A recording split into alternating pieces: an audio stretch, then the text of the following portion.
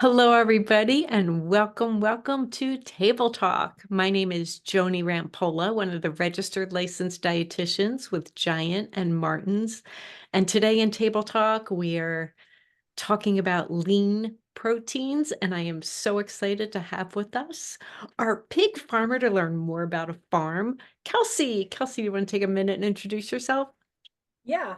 So as Shani said, my name is Kelsey. I live right in central Pennsylvania in the town of Lewistown. My family, they've been in business since 1996. Easy for me to remember since my younger brother was born about 2 days after we moved up to the farm.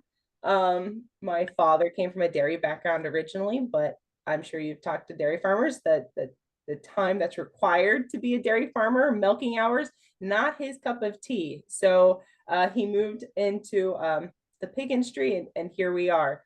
I do, like I said, I have a younger brother, and then I have a twin sister as well.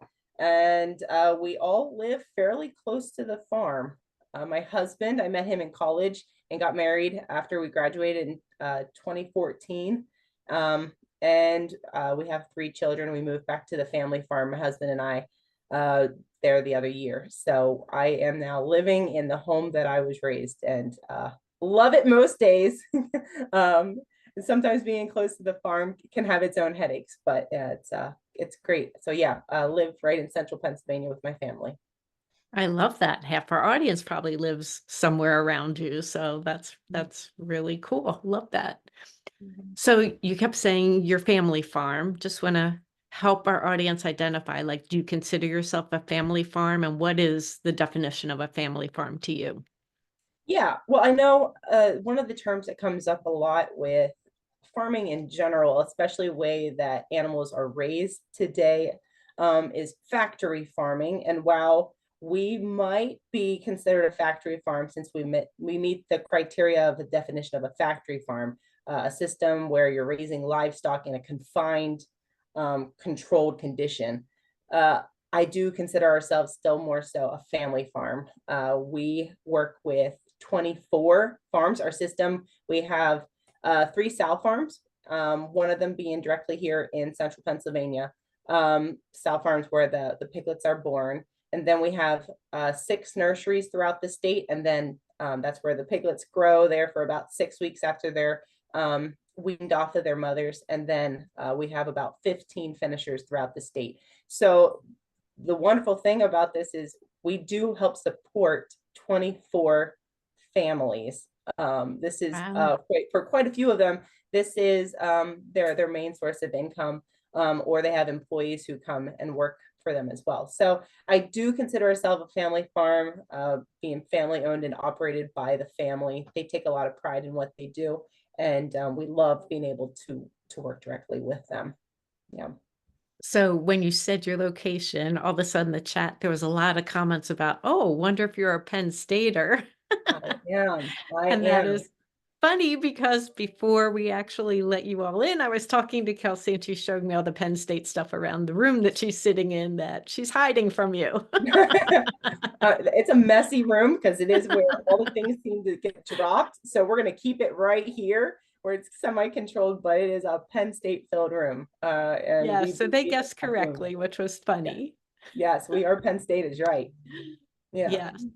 So can you give us an idea, like what's a daily routine of an employee that might be working the farm? Yeah. So, like I mentioned, we have several different farms, and with them, the daily routine would look differently. For a sow farm, it actually starts first before you even enter the barn. With our system being so I guess I should backtrack. We used to be a farm, a business, I should say, where we would just raise the animals and then sell them to the processor, and that was it. We raised the animals from farrowing, so from the day that they were born until the day they went to the processor. And then in 2019, we decided to change the way we went about our operations, and we became what is called a multiplier. We raise females. Well, we raise males too, but the one focus of our business now is to raise females that we can send to other customers throughout the state of Pennsylvania, some down in North Carolina. We have Ohio, Indiana, Michigan. We sell them females that they can then use in their herds. So because of that focus of selling an animal to another company, we take a lot of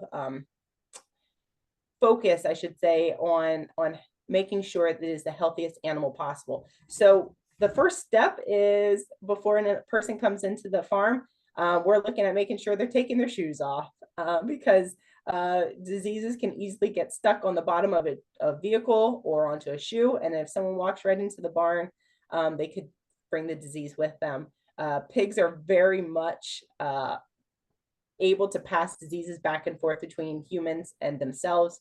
We have to watch anything that we might be walking into the barn with, or even if you are sick, you could possibly pass the flu to the pigs, and vice versa. The pigs could possibly pass the flu back to you. So like I said, we take our shoes off right before we enter the barn. And at the sow farms where the piglets are born, showers are a must. So most people are getting at least 2 showers a day. If you're working at a sow farm, maybe only 1 whenever the animals are older at like I say, a finisher site. And then daily observations is where most growers go to next. They walk the barns to make sure that all the animals are okay. That seems fairly simple. Things that they're looking for when they walk into a room, they're looking to see, is there any difference in temperature? Pigs that might be piled up on top of each other show that they might be cold, whereas if they're spread out, they might be too hot. So we're looking first at what the animal's behavior is. We're looking to see if they're making noises, or they sound stressed, are they coughing or sneezing? We're looking at the temperatures of the room. We have to record the temperatures for each room to make sure that we're in that window that's ideal for each stage of the animals.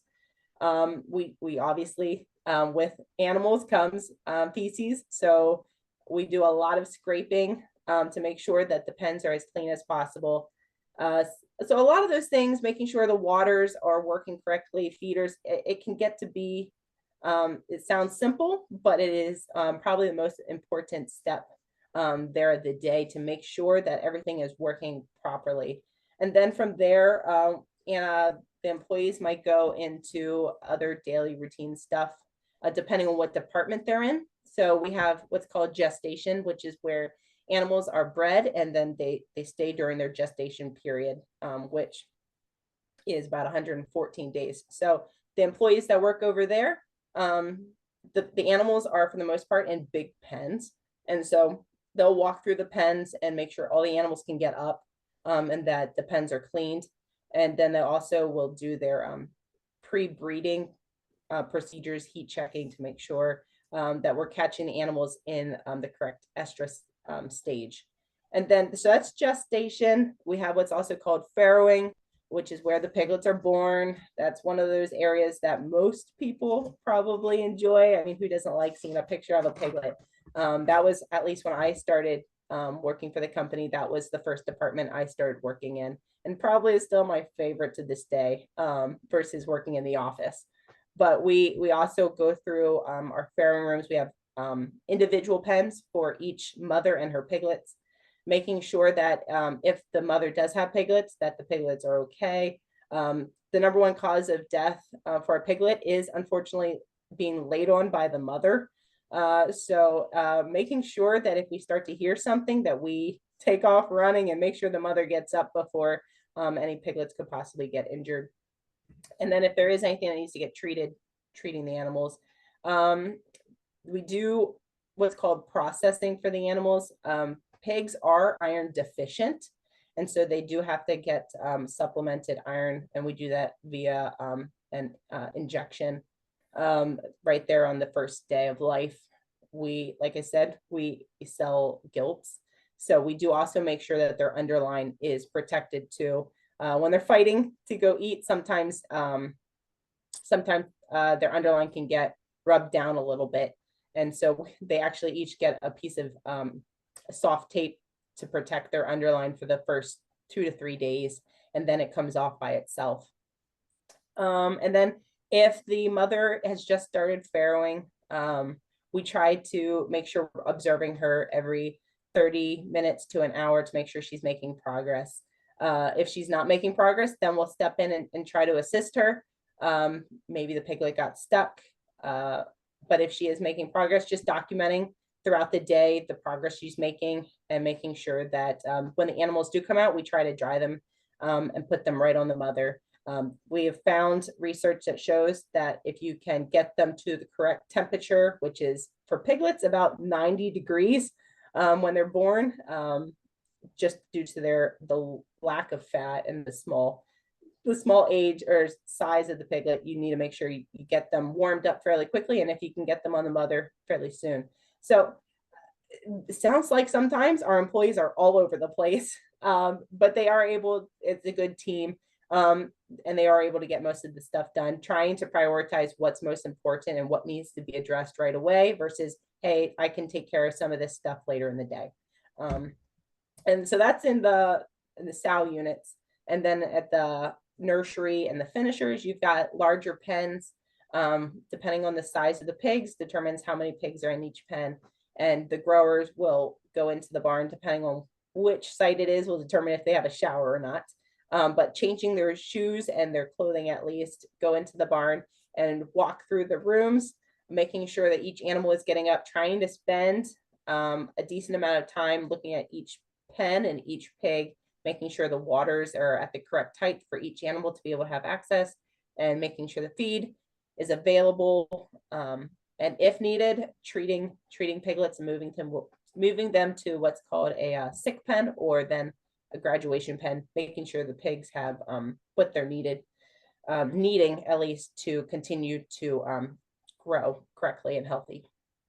All right, I have a couple customer questions I'm going to chime in with. How I many? did. That was a lot. Maybe I should have paused. That was a lot, but really detailed and really informative, so much appreciated. How many workers do you have on the farm, and are you federally regulated?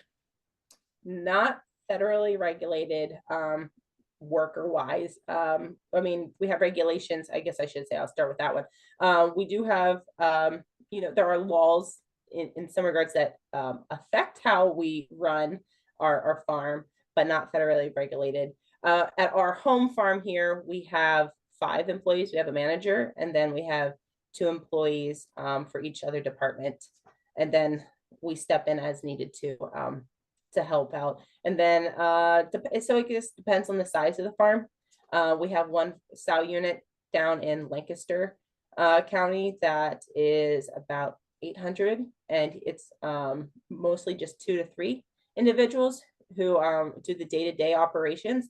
And then here we have about 1,400 at this site. And then we have another farm that's about 15 to 1,600. So they have another employee or 2 more.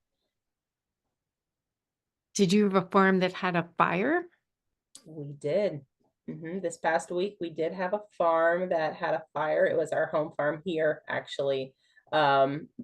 And thankfully, God was with us that day. And an employee happened upon it right after it started, and it was contained very quickly with very minimal damage.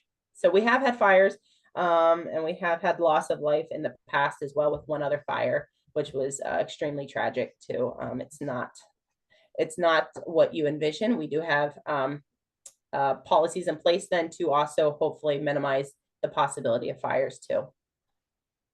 Awesome. So a customer is asking, do you keep certain sows year after year because they're good breeding stock or have traits that are desirable in pig farming? Yes, we do. And we'll get into that probably here in the next point too, a little bit with the life cycle of a pig. And if it's okay, I'll just jump right into that. Yeah, jump right in.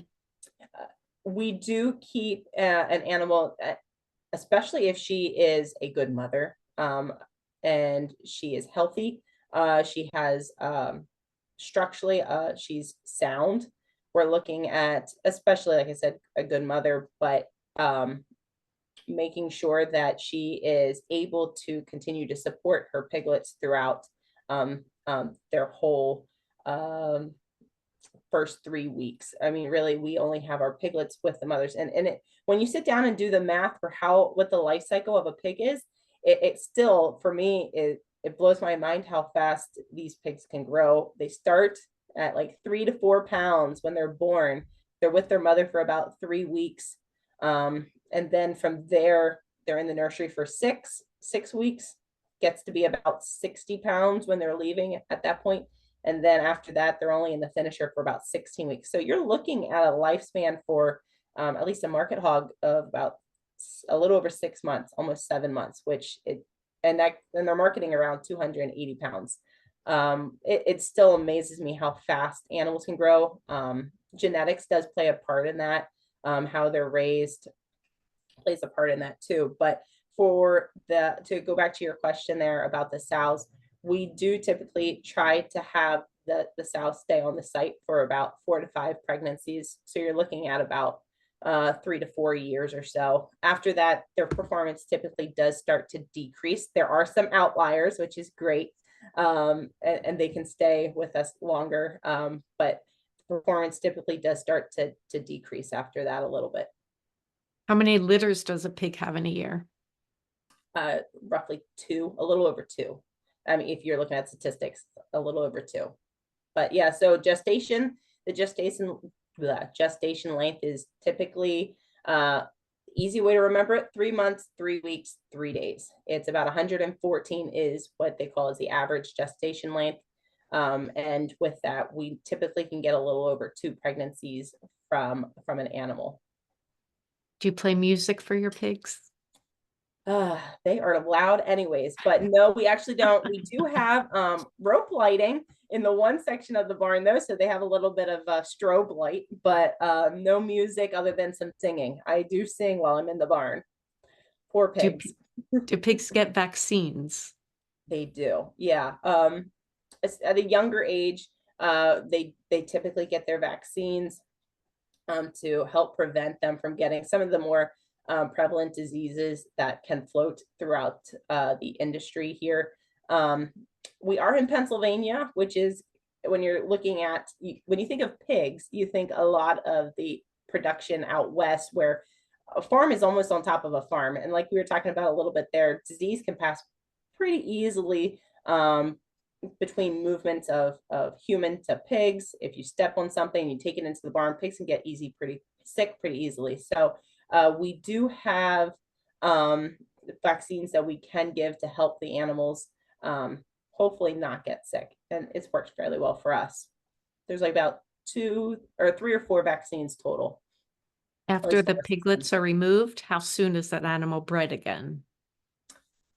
So yeah, with that one, they typically recycle about 3 to 4 days after they're weaned. So if, depending on the health of the animal, if she needs a break, we will let her take a break. That might be because her body condition is poor. A lot of the weight does come off during the milking process. And so if her body condition is not good, we will say, hey, let's give you a break and maybe we'll catch you the next time you cycle. Another might be she might be injured. Just like with humans, injuries can happen during, and thankfully it doesn't happen too much, but they can happen during the delivery process. So maybe she needs to take a little break from that.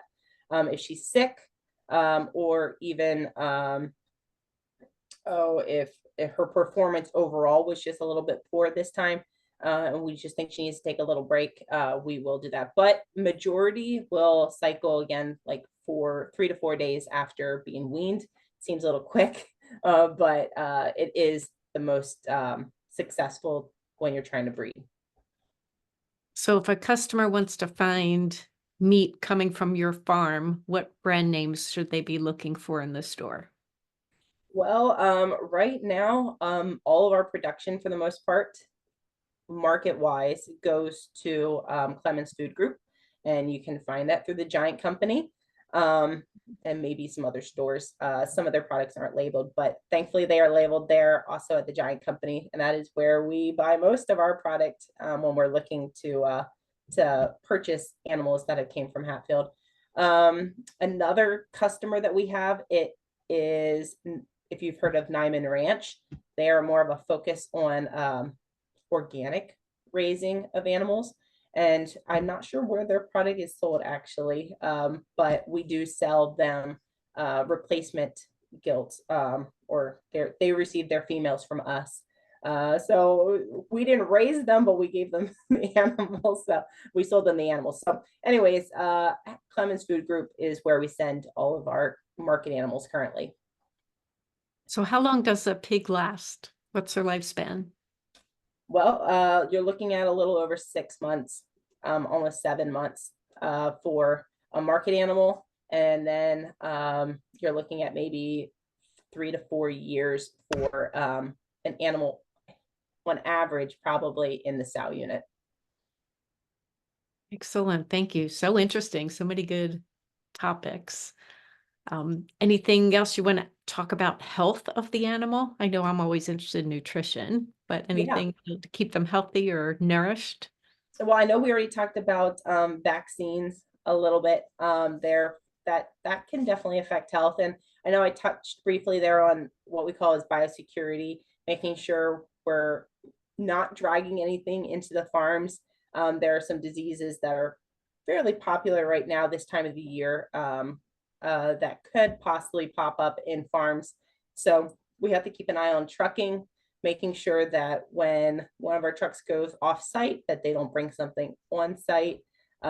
This time of the year with diseases, heat is great with diseases, it kills it.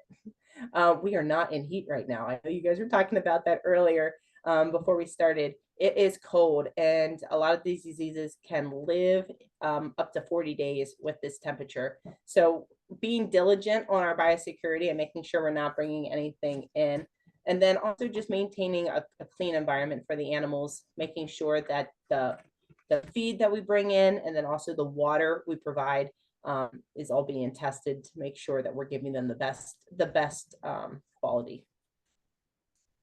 And then the customer's asking about your personal background. Do you have a science background or are you just learning on the job? Uh, I personally do have an animal science business degree from Penn State and agribusiness management. I did, however, think I was going to be coming back to the family business. So yeah, no, so I do have a little bit, but most of it you do learn on the job as you go. Does the nutrition change throughout the life cycle of a pig? Can you talk about that? Yeah, I can. It does change. We do have several different diets. We have in the sow unit 4 different diets, one that allows the transition from the feed that they have in gestation, and then to farrowing, we try to make sure that we're ramping up the protein levels so that we're preparing them for the delivery of the pigs, and then making sure we're getting them the energy that they need to milk to give milk to the piglets. And then in the nursery, we've got 3 diets finishing. We've got 5. So we adjust it depending on what stage is to meet their needs. And then also to meet the targets that we want whenever they're being raised for market. Are pigs always in their pens or do they get to go outside? They get out, but not because we let them. Some of them are very good at opening gates. And they are great. Funny. They might get moved to a place where they are not allowed to open up pens. We have to zip tie some of the gates. They are smart animals. They are very smart animals. So no, we just do, for the most part, big open pens. So they do get to interact with other pigs. They are a hierarchy animal, so they will at times create a pecking order. So if you're at the top of the pecking order, nobody's going to mess with you. But if you're at the bottom, you're probably getting beat up a good bit, especially to get in to get feed. So we do have to monitor that and make sure that if any animals need to get pulled because they're at the bottom of the pecking order, we pull them to a separate pen so that they can get the feed and water that they need. So interesting. Yes. How does the quality of pork, or I should say, is the quality of pork affected by their diet? Yeah, I mean, I think about the difference between grass-fed and then corn-fed beef. It's very similar here too. I mean, what they eat will affect the quality of the meat. We do aim to have a correct protein to energy ratio so that we're building up that carcass composition that especially Hatfield would like to sell. They try to sell an animal to their customers that's very consistent and meets the needs of the consumers. At the end of the day, it's consumers that drive what we do to a degree. We try to make sure that we meet what others are asking for. And then other things that would drive the quality would be genetics, and then the environment can, the age of the animal, even the gender of the animal can affect the quality of the meat. Do your animals get COVID-19 shots? No, we have not figured Yep. that one out yet, but Yep. That's okay. also And I have a couple more. I'm just going to yeah. keep going. No is good. Do you have an animal science background? You answered that already, right? Yeah. Yep. What brand name is your family's farm pork sold under again? Country or Clemens Food Group. Yep, Hatfield. Yep. And then can you talk about the cuts of pork or any Yeah, leaner? they are. Well, you know what? Most people would not think that pork is healthy. You think of bacon, you think of sausage, all you think of is grease. But there are quite a few products that are healthy for your heart, especially thinking of February here with American, it's Heart Health Month. We've got pork tenderloin. It's actually as lean as chicken breast. You've got a sirloin pork chop. You've got a sirloin pork roast, New York pork chop. You've got a New York pork roast, porterhouse pork chops. I mean, there are quite a few options here that contain less than 10 grams of fat, which goes to the improvement that our industry has been making. But there are several that are great options, lean cuts of pork. And I will send out a list of the lean cuts with this follow-up email with the recording. So they will have that as well, which is awesome. Can you talk about technology on the farm? Do you have any like newer technology that you use? We do have, and it's great at the sow farms, especially. We have feeders that they read a tag for the animal when they walk into the feeder station. And based on the ID reading, it drops a certain amount of feed for the animal. For the farrowing side too, it's got a heat lamp system set up so that it knows right when she's supposed to start farrowing based on that 114-day gestation. And the heat lamp will turn on the day before. That way, if she does go early, there's heat, supplemental heat, so that they can get to that 90 degrees that the piglets need. It's amazing technology, how much it's improved. And we are looking at handheld devices too that we'll be able to input all that data into, so that we would have production numbers that we could look at in real time. So interesting. Do you have any resources that people can go to find out any more about pork? YPA pork is a great one. Our pork team here in Pennsylvania does a great job at promoting either data that you can get about the farms or even more information about the lean pork options that we talked about briefly there. So ypapork.com, we have an Instagram and also a Facebook page that you can join on as well with, and then also a pig pen newsletter that comes out throughout the year, just giving you updates about the industry. If you want to join, you can go ahead and put your email in there on the YPA pork page, and then it's showing up in your email then. Excellent. Thank you. So last question before we go. What's your favorite pork dish to enjoy? I love sausage, but I have started to become a real big fan of ground pork. A pork burger, I remember having it at a Penn State football game. My dad made me one, and it must have been the best thing that day I had, other than the hot chocolate that spilled on my sweatshirt. Pork burger, I am a big fan of ground pork, and I'm hoping that more people will start to use it in their dishes, just like ground beef. Yeah. I'm a pork loin fan. Are you? That's my favorite. Yeah. But yes. Thank you everybody for joining us, and thank you so much, Kelsey, for sharing Yeah. all of your great knowledge. That Any flew. any I must have had a great time. So thanks for having me. It did fly, yes. And you had a lot of comments in chat saying how much they appreciated it. So getting a lot of love there. So thank you so much. We appreciate having you. We know working on a farm is hard work and you have a lot that you're managing. So appreciate you giving us our time. Yeah. Well, thank you again, and hope to see you all in the future, maybe in person. Yep. Bye. Okay, bye.